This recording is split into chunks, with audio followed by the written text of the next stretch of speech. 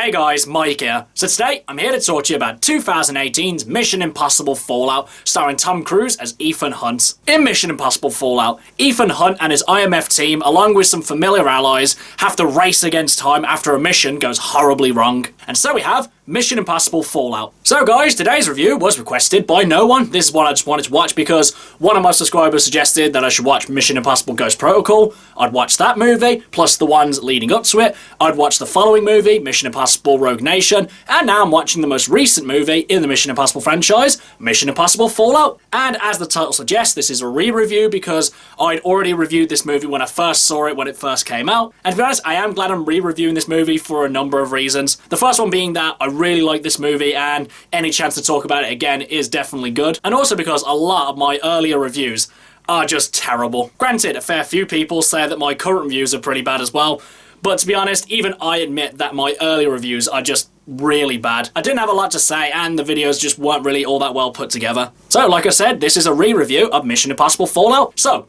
what do they think of Mission Impossible Fallout? Well, I know a lot of people, like myself included, keep saying, alright, that Mission Impossible movie was great. How are they possibly going to top it for the next one? And somehow they keep managing to top themselves from the previous movie. And Mission Impossible Fallout has to be the best movie in the Mission Impossible franchise. I don't know how they do it, they just keep making these movies even more amazing with each installment. The story gets better, the characters get better, the espionage gets better, the stunts still keep topping themselves. It's just incredible. And a lot of this is made possible by the powerhouse that is Tom Cruise. Not only is the character of Ethan Hunt incredible and they always manage to build upon him and just ask different questions of his character, but also he keeps managing to top himself with each one of his stunts. And there are just so many different incredible action set pieces in this film that it's almost hard to pick a favourite. Not only are they brilliantly presented and well put together, but they always feel necessary for the story. From the small one-on-one hand-to-hand combat scenes to the mountain-ranged helicopter chase scene,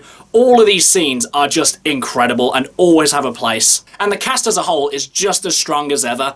My only criticism is, and I know I said this in my last Mission Impossible review, but I just wish more of the actors would come back and reprise their roles. Because don't get me wrong, I love Ving Rhames, Simon Pegg, Rebecca Ferguson, all of these characters are fantastic, but I just wish more of them would come back. Just as you start to get used to a character and want more from them, they don't end up coming back. I know sometimes it comes down to other commitments or the fact that they couldn't find a reason in which to bring them back. But it is a shame that more of them don't come back. But another amazing thing about this film, Mission Impossible Fallout is the first movie that sees the return of a director. Because every single Mission Impossible movie has a different director. And at times, it can make the franchise feel a bit tonally imbalanced. Because one minute you've got John Woo as the director, and all the action is really bonkers, full of slow-mo, and at times can come across as a little bit ridiculous.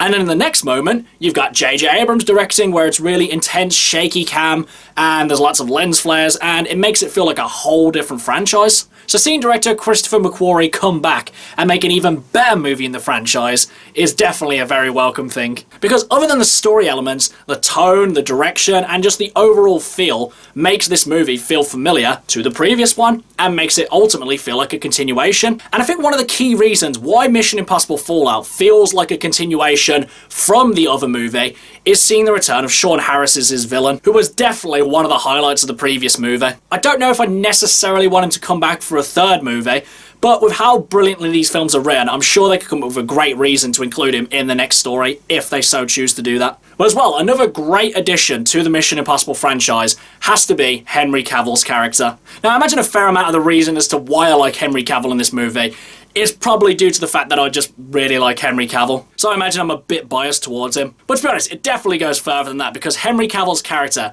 is incredible in this film. He's a bit suave, he's a bit cunning, and he can definitely handle himself in a fight as well. Because he definitely does bring a different kind of fighting style, which you don't really see all that often in this franchise. Whereas a lot of the previous and current characters tend to focus more on a bit of a martial arts presentation with their fighting, Cavill's character goes for a bit more of a brutish boxer kind of fighting style, where it just makes him feel like this kind of unstoppable force. I mean, how many characters can you think of that can get away with a Papillon muscle reload and also still make it look cool? But I would say that his villain reveal later on would have been so much better had they not ruined it in all the trailers and the promotional material. Because though I would say the villains as a whole in the Mission Impossible franchise tend to be kind of hit or miss, I would say more often than not they are hits rather than misses.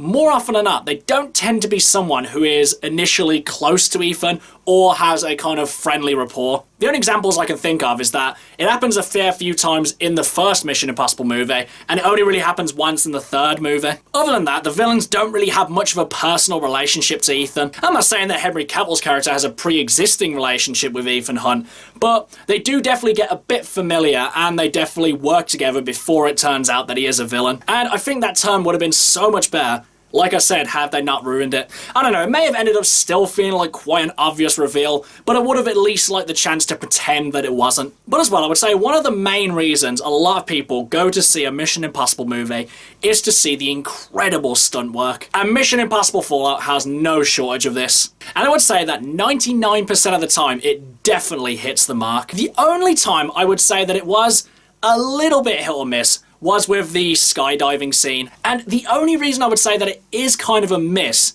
is because of the CGI lightning effect. Because I would say that it does kind of undersell the fact that Tom Cruise actually did do a skydiving sequence. But having said that though, I would still say that the lightning storm definitely has a place within this scene, because I would say that it still definitely ramps up the narrative tension. Sure, it kind of takes away from a bit of the real life danger element, but it definitely does add to the story element, because without the lightning storm, you wouldn't have had Henry Cavill's character getting knocked out by a bolt of lightning, and then Ethan trying to save him at the last minute. So ultimately, I would say that the lightning storm does add, but also it does kind of take away from the scene. But really, other than that, the rest of the action in the film is incredible.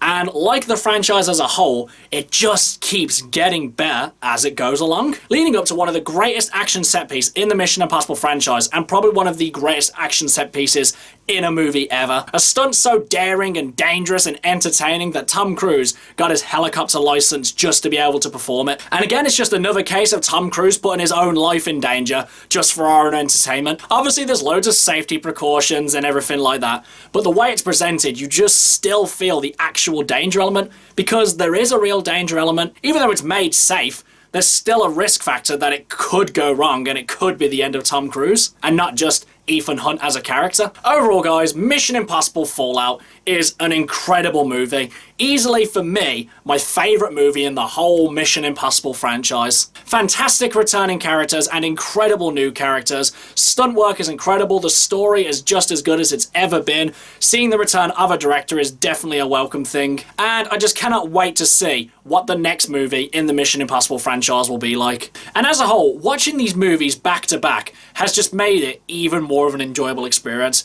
because though at times it hasn't felt like it's been one consistent narrative throughout, it has made the whole experience even more enjoyable, because there are certain things which do carry over and which have more weight to them once you've actually, seen the movie in which they've actually been in.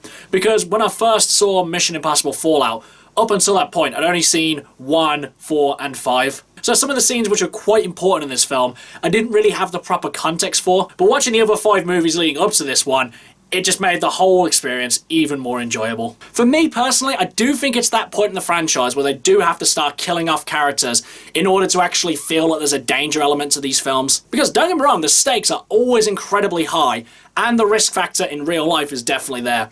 But I do feel like they have to start making the characters feel more in danger, rather than just, the actors themselves. But having said that though, I would like them to find a good reason in which to kill someone off, rather than just killing someone off in the first 5 minutes and then being like, oh, they're dead. I would like it to actually matter to the story that they've killed this character off, rather than it just being a shock factor thing. But I guess we'll just have to wait and see when Mission Impossible 7 comes out. Like I keep saying, I don't know how they're possibly going to top it from the previous movie, but given the Mission Impossible track record, I'm pretty sure they'll easily find a way. Okay guys, that's my re-review of Mission Impossible Fallout. Do you love it? Do you hate it? What do you think I should watch next? Whatever it is, drop it in the comments below. Until next time, I've been Michael. See ya!